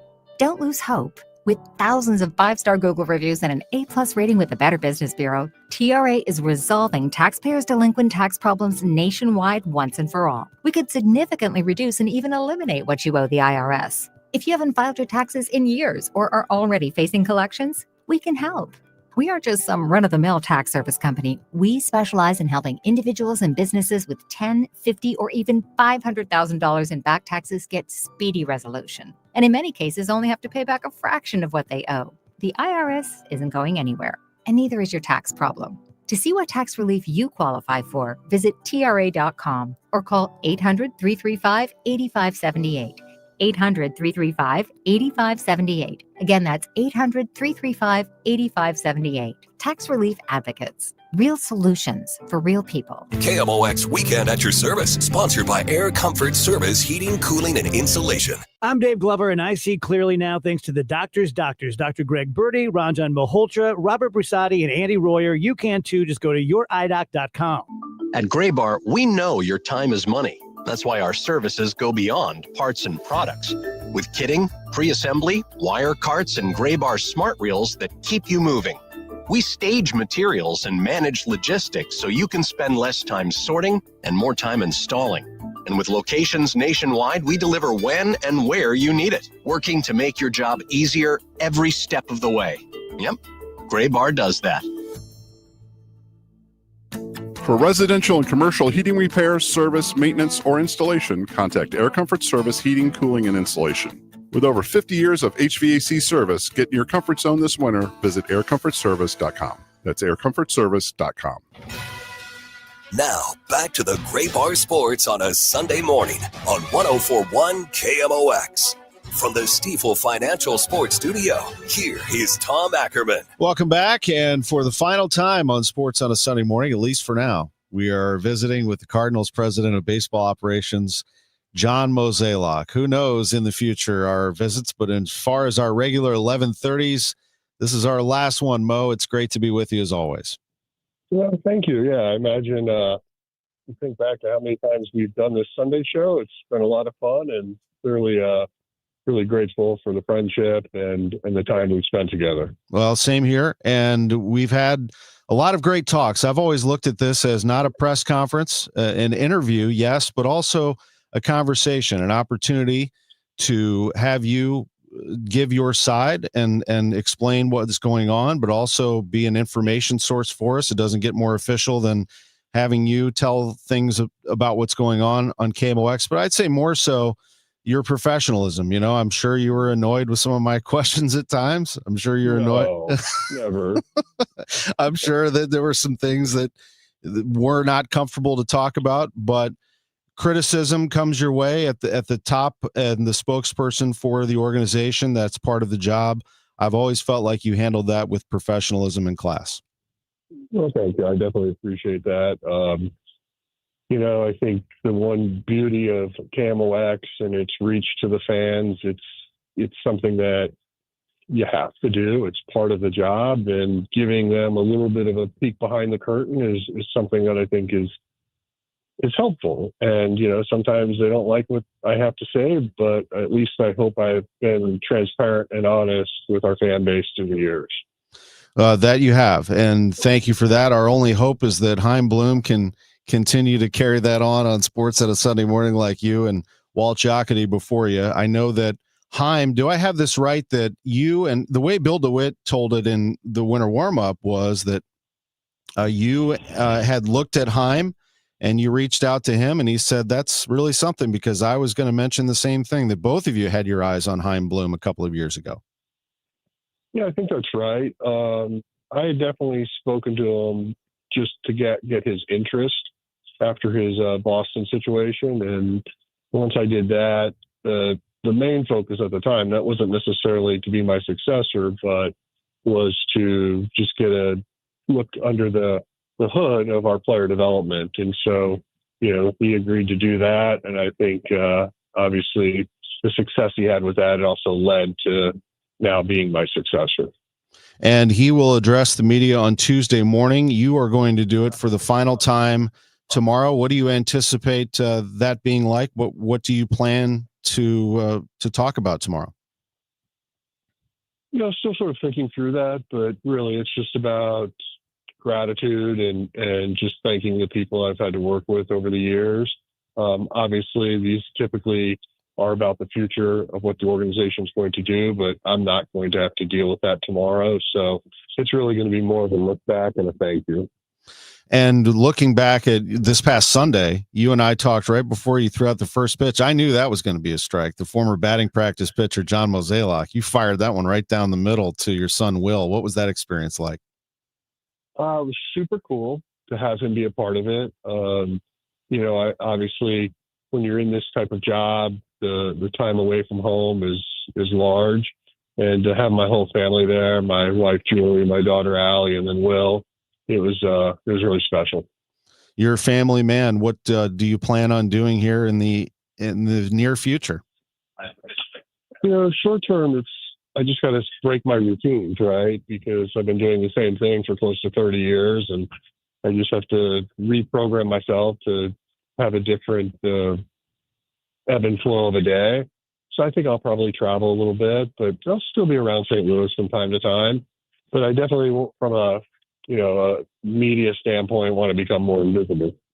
Sure. Understood. I mean, it's been part of your job for a long, long time, 30 years in the organization, 18 in the position that you were in, from general manager to president of baseball operations. And with that comes a lot of memories. I would assume that if I asked you for number one, you're going to say 2011, winning a world championship, not to mention something I think you were very proud of, which was organization of the year for the first time.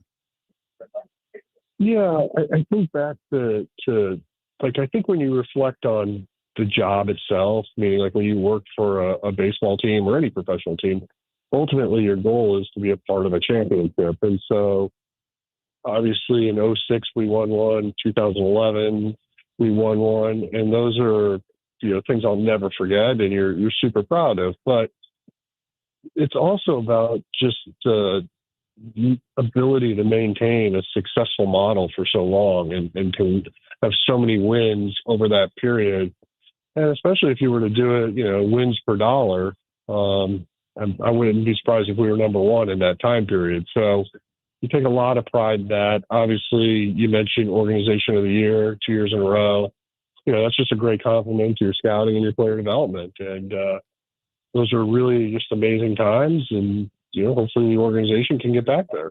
And John Mozeliak won multiple Executive of the Year awards as well. And I feel like a lot of teams tried to replicate what you were doing, tried to follow what you were doing. It is a business where, as you said, it's hard to stay on top. I wonder, in the baseball climate today, as we ebb and flow through different waves of baseball, how St. Louis matches up here, just in general, how you see the game today and the Cardinals' place in it, how they can succeed at their level. We talked about this a little bit last week, but for those who weren't able to chime in.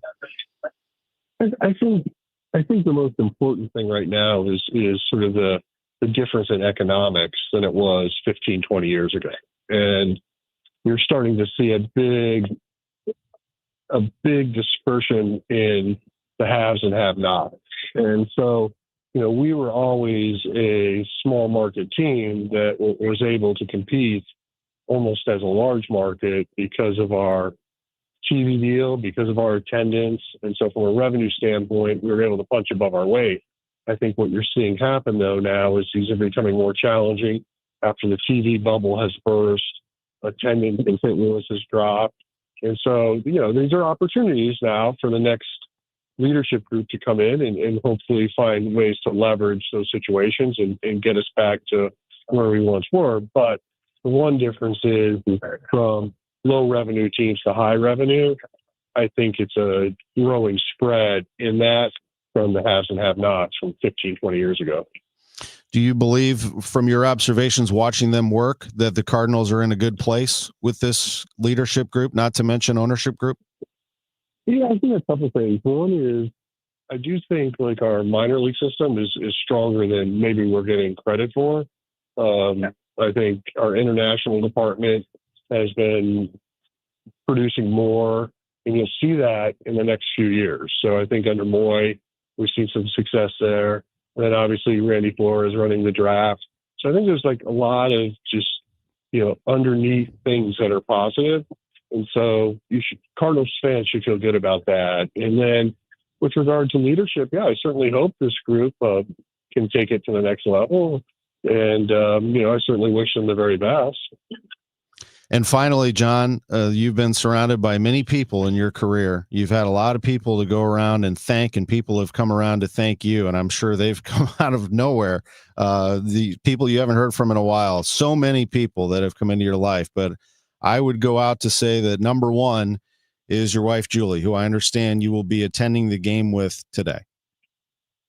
Yeah, she's up there with me. She wanted to be at the final game, which I thought was really cool. And yeah, of course, like you think about like the support of family in these types of jobs. I mean, without a great wife, it's hard to raise great kids. And she was amazing through it all. And, she's seen a lot. She's been amazing for me. And I think like he and I are actually looking forward to sort of that next chapter. But in the meantime, we're going to enjoy today, get through tomorrow, and then take a deep breath.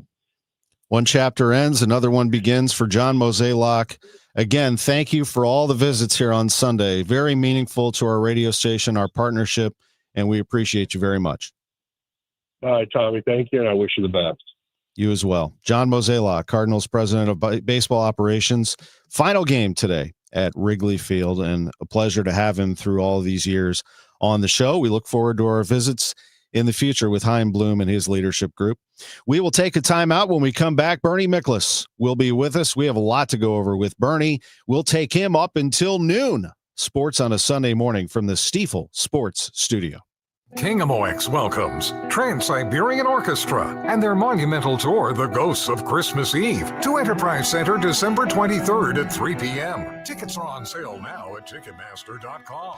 A portion of the proceeds benefits Sightman Kids at St. Louis Children's Hospital. And right now, Trans-Siberian Orchestra is offering their lowest ticket price in years, starting at $55 including fees, only for a limited time. For more info, KMOX.com/events.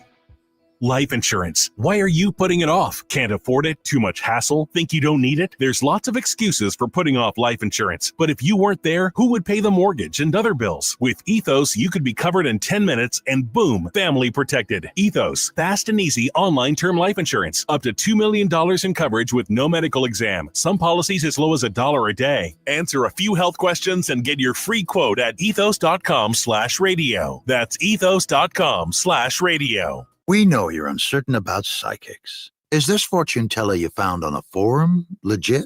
Your one true love is... me! That's why California Psychics reject 98% of the psychics who apply to work with us. We guarantee if your reading isn't life-changing, it's free. New customers receive 20 minutes for just $20. So experience the joy of certainty at CaliforniaPsychics.com. Get insights on the go. Download the California Psychics app today. Hi, this is Charlie Brennan. I see clearly now thanks to the doctors, Greg Birdie, Ranjan Malhotra, Robert Brusati, and Andy Royer. You can too. YourEyeDoc.com. Concerned about where your retirement is heading? Is it on track to meet your needs and goals? Are taxes and inflation a constant worry?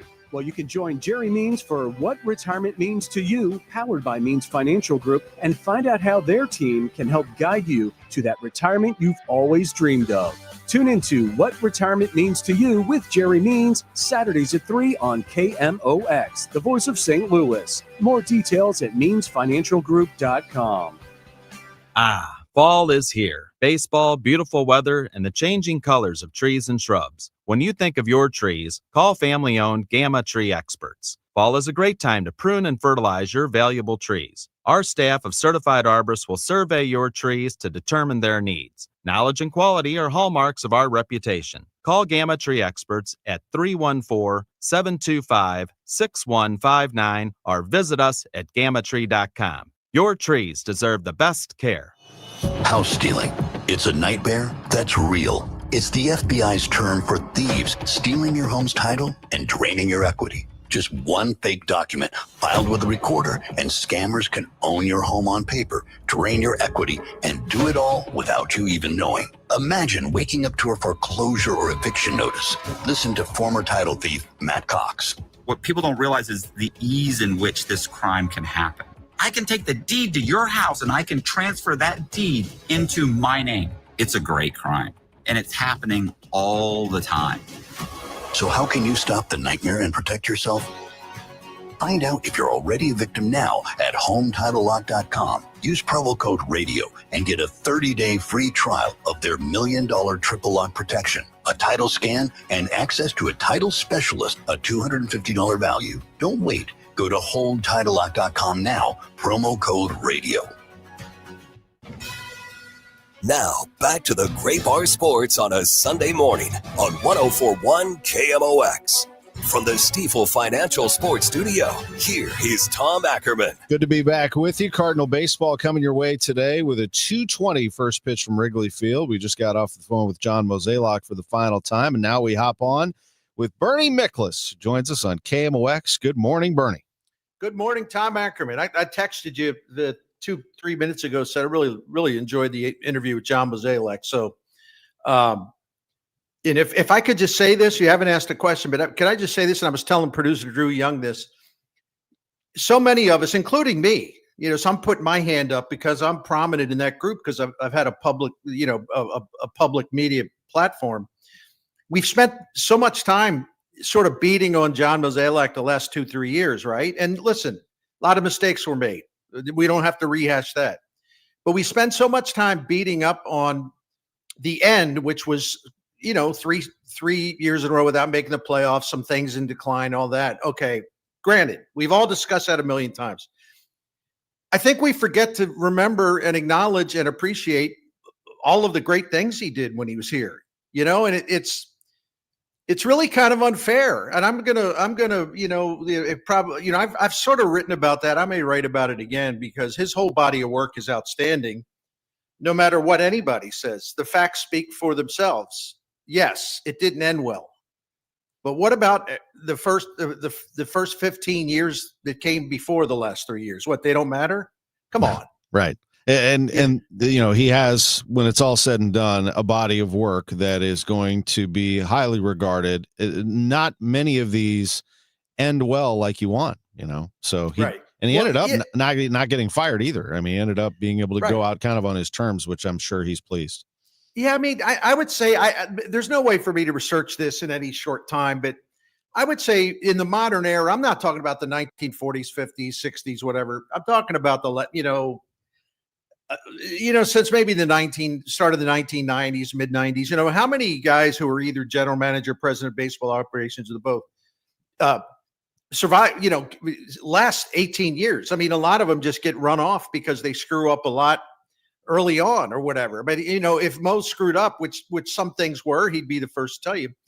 That happened at the end of his tenure. But I mean, my goodness, as much as I love and revere Walt Jocketty, which I do, when John comparing their time of running things, right?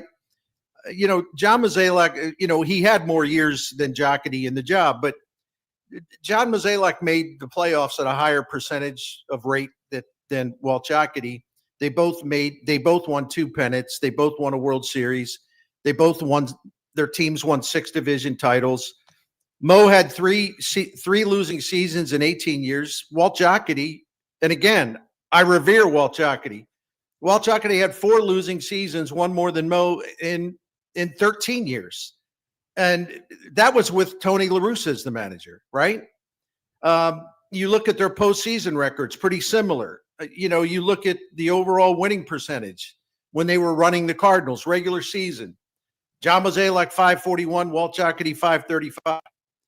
With Mo as the president or GM, president of baseball operations, only, starting in 2008, only the Yankees and the Dodgers won more postseason games in Major League Baseball. In the NL Central, the Cardinals under Mo had 3 losing seasons. The rest of the division, those teams had 41 losing seasons. If I'll shut up after this about it. I just want to drive home the point because I really enjoyed that interview, and it got me reflecting on Mo. Here's a partial list of players John Mozeliak brought to this organization. The first 2 were as the director, the scouting director and draft director. Albert Pujols, Yadier Molina, Matt Holliday, David Freese, Lance Berkman, Carlos Beltran, Jason Hayward, Paul Goldschmidt, Nolan Arenado, John Lackey, Rafael Furcal, that 2011 trade that brought in Edwin Jackson, who was huge stretch, plus Octavio Dittel, Mark Sipchinski. He brought in Jake Westbrook. Again, that's a partial list. There's more. They don't win. That 2011 team and that 2013 team, John Mozeliak's fingerprints, his stamp were all over those teams. It's not like he was along for the ride. I mean, the Cardinals were dead before he made all those trades near the deadline in 2011. They were dead. And that's just, many examples. Plus his ability to work to bring that division together after all the infighting with Jeff Luhnow and the Walt Jocketty people. He healed that organization. Everyone started working on the same page.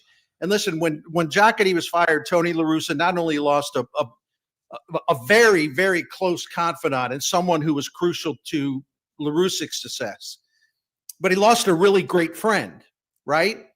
And here comes John Mozeliak, who was, largely unproven, taking over Walt's job. And yet Mo made that relationship work. He made it work great. And one of the reasons is he understood that Tony La Russa is one of the greatest managers ever, and Tony La Russa's input should be appreciated. And it never became any kind of power struggle. It never became anything. It was Mo found a way, no matter what, no matter how many times, Tony pushed, because he pushed everybody, which is good. Mo never let it get ugly, never let himself sort of fall into the combative mode. Always found a way to calm Tony down, calm the relation down, and just keep moving forward. He did a terrific job overall in the 18 years. The body of work is outstanding, and we should remember that. And we should also realize he is a Cardinal Hall of Famer himself. And I hope Bill DeWitt Jr. and Bill DeWitt III give him that red jacket soon, because he deserves it. And people are right now, I can hear them. Being soft on Mo. No, I'm not. I'm looking at the 18 years as an entire body of work, which is what you're supposed to do when someone who has been part of this organization for so long. You're supposed to step back and look at the entire body of work. Bernie Miklasz is with us. He made 3 managerial hires: Mike Matheny, Mike Schilt, Ollie Marmol. All of them won division titles at some point or another. All of them ended up falling a little bit, and Ollie most recently. But I did see Ollie going out with a fight yesterday, and I wanted to wrap up with this for you. So let me set it up for fans who didn't notice. But bottom of the 8th, Cubs are up 7-3. Michael Busch hit 2 home runs, a double and a triple. The Cardinals decided they're done with all of that. They decide to intentionally walk Busch. Now, he was a single away from the cycle. The fans went absolutely bonkers at Wrigley. They hated it. Ollie kind of smirked and said, I like that response. Your thoughts on what Ollie did yesterday? I was a little surprised that this has created, such a hullabaloo in Chicago, but also like kind of national media chiming in on it. And I don't know whether Major League Baseball has now gotten really, really soft, where, the competitive drive is there, but maybe everyone's trying to be more friendly or something. They had a chance. They had a chance to still win the game. And I remind everyone, the Cardinals had 39 comeback wins this season, maybe another one today. They were in the top 6 or 7 in comebacks all year long. It's one of the reasons why they were able to hang in there as long as they did. So this is a team known, despite its flaws, having a tremendous volume of comeback wins. It's a 7-3 game. You got a very dangerous hitter coming up. You knew you have a much better chance of getting the next guy out. So you intentionally walk them. In other words, you're going to give your team, even if the odds are against it, you're going to give your team a chance to win, as they've done so many times when they're behind late in games. And with all due respect to Michael Busch, I think it's great that he had a chance to hit for the cycle. I'm sorry, was he going for a 4 home run game? I mean, was he like about to break like a Billy Williams record or Ernie Banks record? Okay, he had a chance to hit for a cycle. Not exactly a crime against humanity by doing what's best for your team because you still thought they had a chance to win. And in the 9th inning, they loaded the bases and they did have a chance to win. So I'm confused. What is so bad or deplorable about what Ali Marmol did yesterday? In my mind, nothing is bad about it. He's fighting for his team. I love the little bit of spice in what will simmer through the offseason in a Cards-Cubs rivalry. It's exactly what you want. Bernie, let me lay this out for people this week. And of course, we are going to hit you up for your participation in all of this, but I want to let people know we have about a minute to go. Here's what we're going to do. Tomorrow, John Mozeliak has a noon news conference at Busch Stadium. We will carry that live. I will anchor from Busch Stadium on what is the Gas House Gang. We're going to get your input certainly on Tuesday. Your regular stop for the Gas House Gang is what we're going to do is go a little earlier. So we're going to go live coverage Tuesday of Chaim Bloom's press conference at 10 a.m. And then following that, we're going to get as many people to chime in as possible. Chris Ranji, you, me, Matt Pauley will be on site at Busch Stadium. I'm certain Kevin Wheeler will be involved in some way, shape, or form, but we will analyze the Chaim Bloom news conference, which I expect to be a lengthy one. We'll carry it on KMOX. So looking forward to all that. It's a hugely important news conference because he's got to set the tone immediately. Listen, man, I just appreciate KMOX and you for allowing me to be a part of this. I can't thank you enough. Yeah, we love you. It's great to have you on the team and in the family as always. Thanks for the time. Have a great rest of your Sunday. We'll catch up with you real soon. You take care, Tom. Bernie Miklasz with us on KMOX. Thanks for joining us. Cardinal Baseball comes your way at 1:25. Hi, I'm Jim Brennan with McKelvey Homes. McKelvey is on the move with 3 new communities and prime locations opening soon. The early bird gets the worm, so get your pick of the home sites and the best prices first.